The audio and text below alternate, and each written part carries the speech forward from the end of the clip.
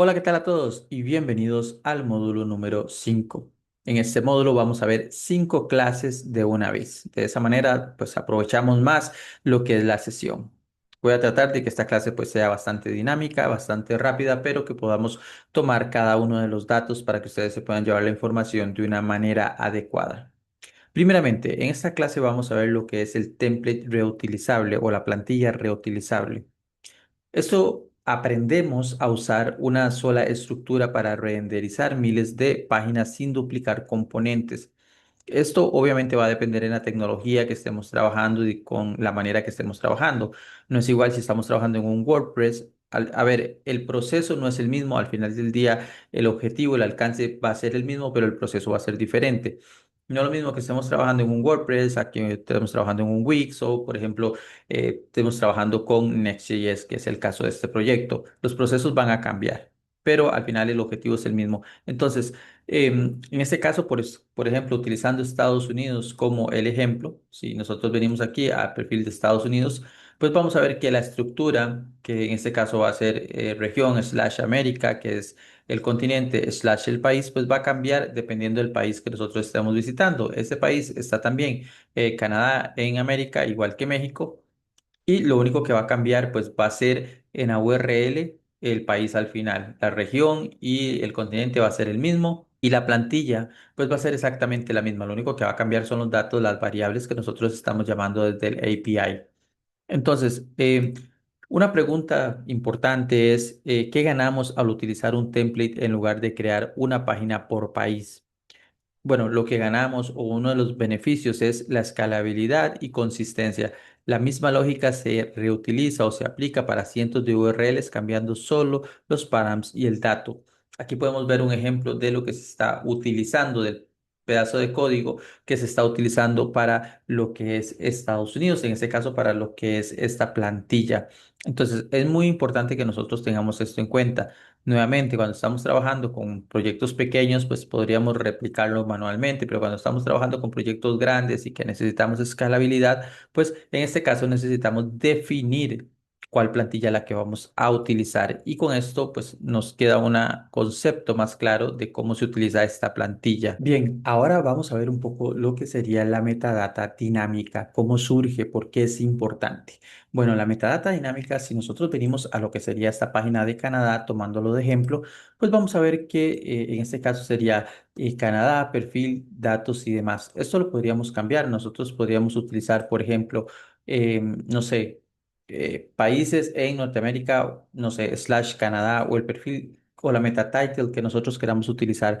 Podemos jugar, por así decirlo, con lo que son la información dinámica, en este caso el país es Panamá, que Canadá es dinámico, podríamos jugar con esa información y acomodar el metatítulo dependiendo de cómo nosotros lo queremos.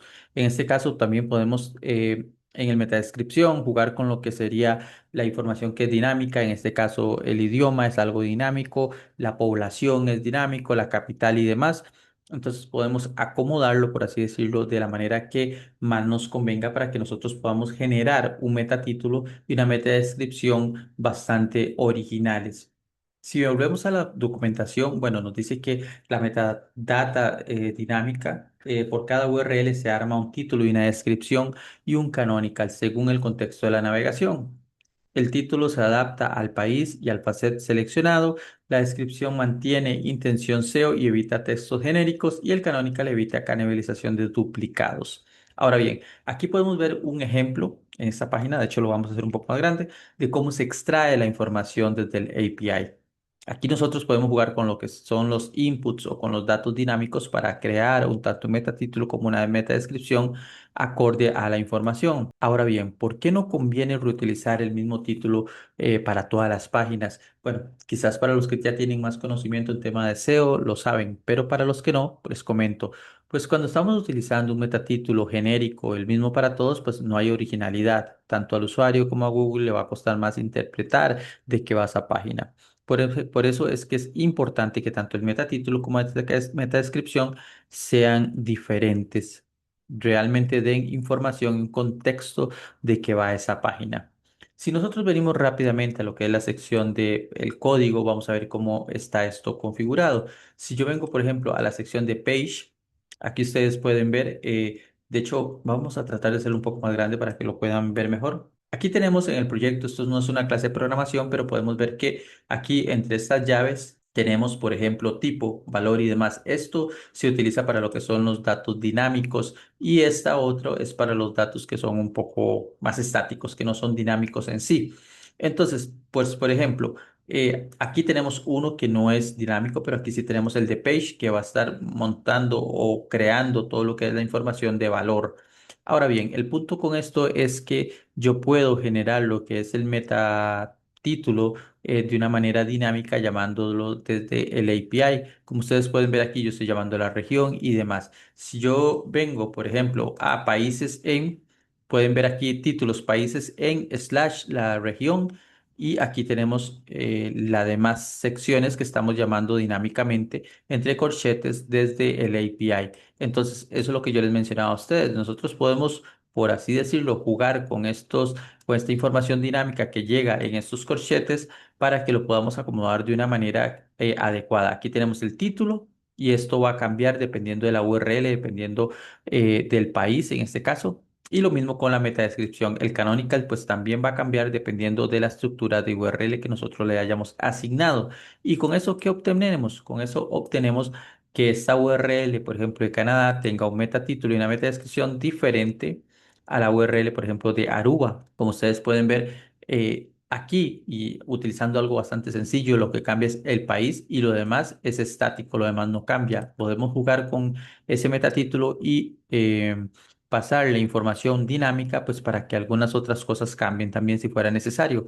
Por ejemplo, aquí en la metadescripción, si vemos que cambia más información, por ejemplo, nos dice la población, en este caso cambia el número de población, el idioma y demás. Toda esta información nosotros la podemos traer de manera dinámica desde el API para que se renderice y esto nos ayude también pues para formar metatítulos y metadescripciones. Ahora vamos a hablar un poco del esquema markup.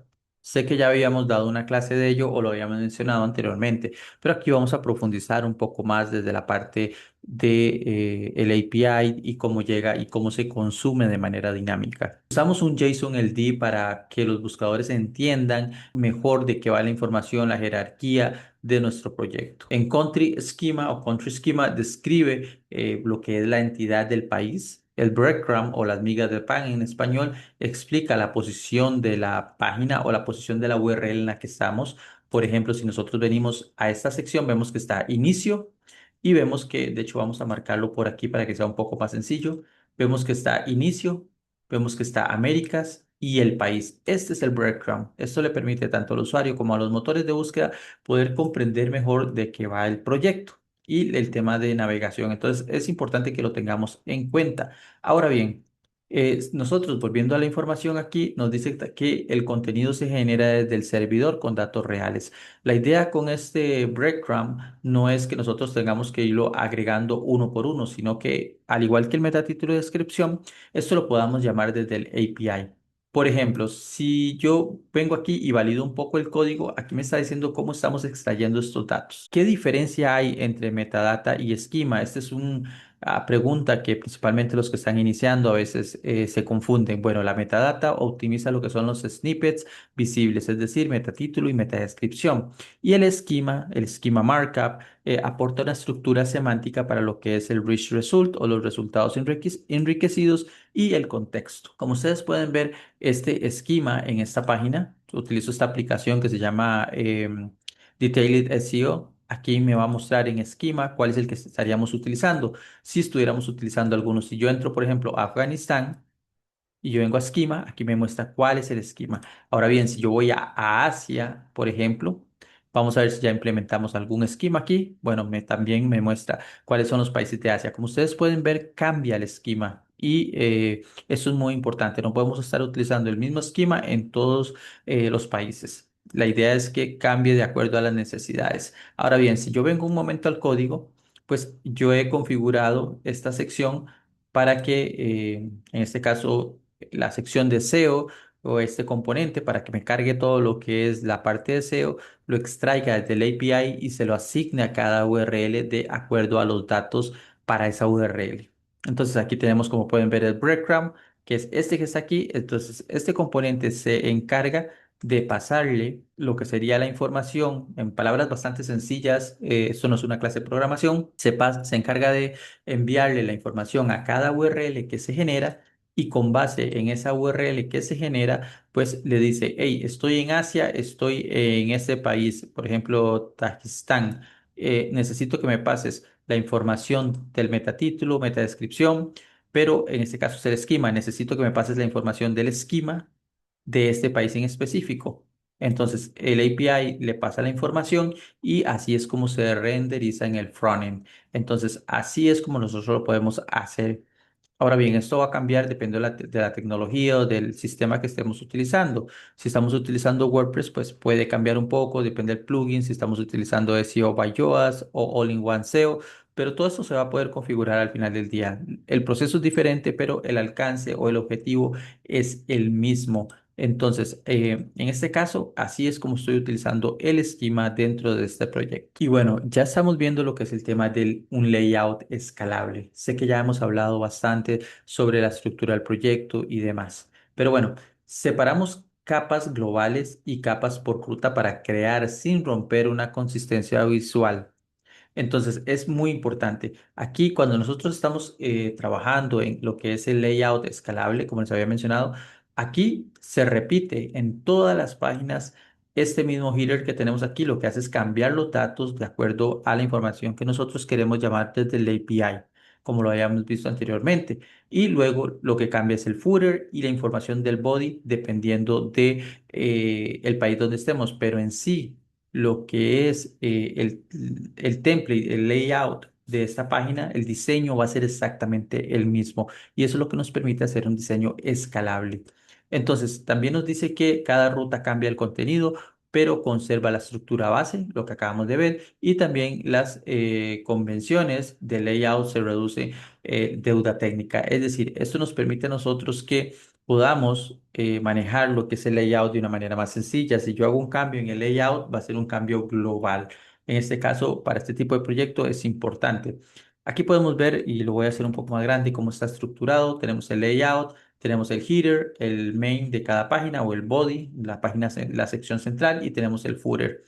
Si nosotros venimos a la sección de código, de hecho vamos a ir un momento al layout, como pueden ver aquí, aquí tenemos todo lo que es la información, lo que es el children aquí, que va siendo la información que está en el medio, que tenemos aquí.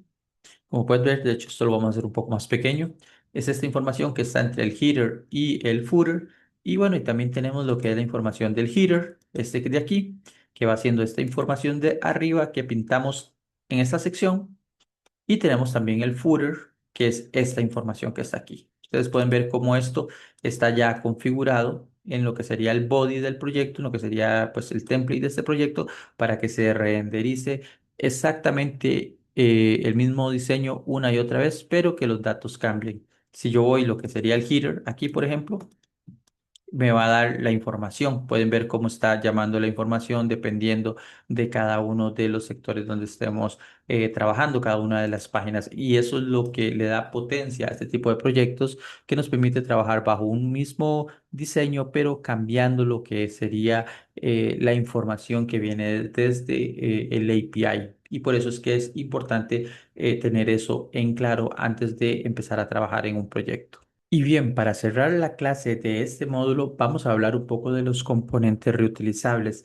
En este caso se aplica para este tipo de proyecto que está basado en Next.js. También se podría aplicar para un proyecto basado en React o en otra tecnología. De hecho, Next.js es una extensión, por así decirlo, de React. Pero bueno, en sí, ¿qué es un componente? Un componente es un pequeño trozo, por así decirlo, del sitio web que se aparta de lo que es todo el sitio y luego pasa a hacer o a formar el sitio junto con otros pequeños componentes. Es decir, dividimos la página en pequeños pedacitos, por así decirlo, y eso nos permite trabajar en esa área exclusiva Por ejemplo, si yo quiero dividir esta página en un componente o en diferentes componentes, podría ser de que esto sea un componente, estos sean otros componentes, esto de aquí sea un componente y así. ¿Qué es la ventaja con esto? Que si yo necesito editar nada más el componente de, por ejemplo, laboratorio de clase, esta sección, o necesito editar nada más el componente de esta barra de búsqueda, no tengo que ir a editar todo o ese cambio no va a ser global, va a ser únicamente a nivel de este componente, lo cual me va a permitir a mí tener más orden y poder avanzar de una manera inclusive más rápida. Ahora bien, a nosotros nos permite, o una de las ventajas de trabajar, por ejemplo, con Next.js es que podemos crear un componente para diferentes secciones.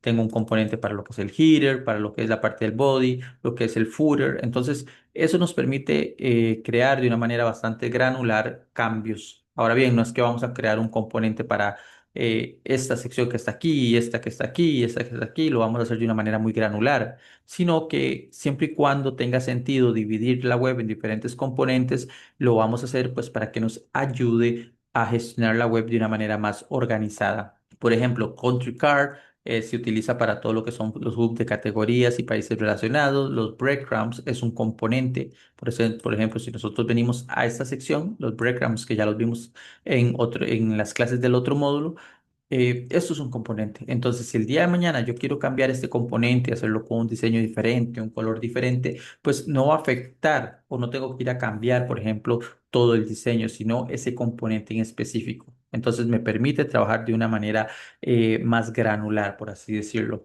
Entonces, también nos permite cambiar el UI, que es como se ve la web, nos permite, por ejemplo, agregar botones y demás. Lo que necesitemos hacer a nivel de un componente. Hay botones, pasa mucho en proyectos basados en Next.js, que cada botón o cada grupo de botones son un componente aparte.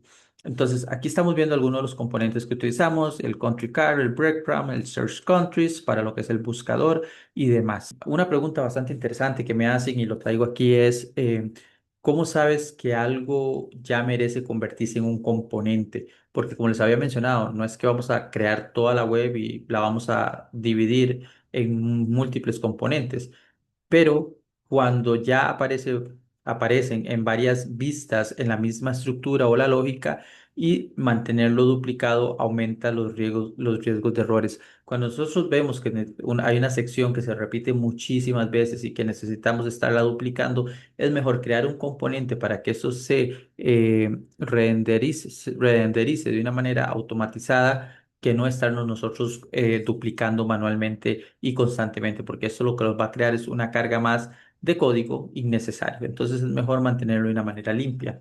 Ahora bien, para ir cerrando esta clase, si nosotros vamos a la sección, por ejemplo, nuevamente de layout, vemos que el header y el footer son componentes.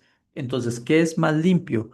Que yo creo un componente aquí y que ese componente me traiga este código a su vez, a que no, yo vaya a meter todo ese código aquí. Se vería mucho más sucio y no es escalable ni conveniente. Entonces, en este caso pueden ver que tenemos dos componentes, por mencionar algunos, que lo que hace es repetirlo una y otra vez y dependiendo de la información le podemos pues pasar diferentes directrices. Pero en este caso nos permite mantener un código más limpio. No tenemos que tener esa gran cantidad de código en un solo lugar, nos permite dividirlo.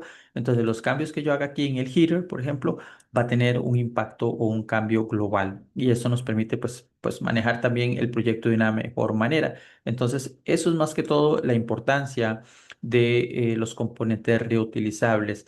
A ver, los componentes principalmente cuando estamos trabajando en este tipo de proyectos de tecnología, por ejemplo, con Next.js, nos permite crearlos. También con PHP se puede crear algo similar y otras tecnologías, pero cuando trabajamos con WordPress, con, por ejemplo, Wix o con Stack Overflow, bueno, no Stack Overflow, sino con Webflow, Stack Overflow es otra cosa. Cuando trabajamos con Webflow, tiene algunas maneras de crear componentes, pero pues algunos son más limitados. Por ejemplo, en Wix no conozco que tenga esta opción y en WordPress pues sí se puede hacer o customizado o tendrías que recurrir a un plugin.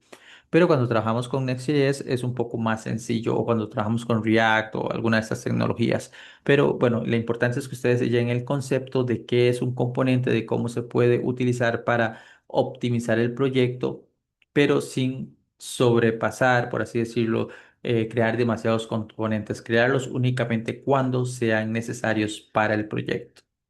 Y bien, con esto llegamos a la clase final del módulo 5. Espero que les haya gustado. Cualquier consulta me lo pueden dejar en los comentarios y nos vemos en el módulo número 6. Hasta luego.